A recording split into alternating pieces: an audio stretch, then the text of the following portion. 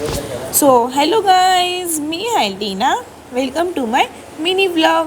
तर गाईज आता झाली सकाळ. So good morning everyone. तर गाईज मी आज जाणार आहे मामीकडे बिकॉज मामीचा आहे फर्स्ट वट पौर्णिमा आणि मामीचं मी शूटसुद्धा करणार आहे आणि मी मामीला मस्तपैकी मेहंदीसुद्धा काढणार आहे. तर गाईज माझी तयारी वगैरे झाली आहे. आता मी निघेल जरा टायमात. तर तुम्हाला दाखवते आजचा डे कसं जाईल आहे माझा आणि आजचं कसं जाईल माझं सफर.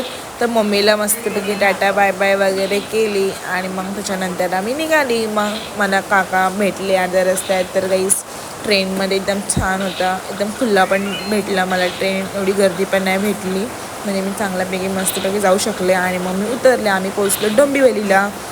तर मग काकाच म्हणजे बॅग वगैरे पकडले होते. तर गाईज डोंबिवलीला पोचायपर्यंत माझा हालत एकदम खराब झालेला.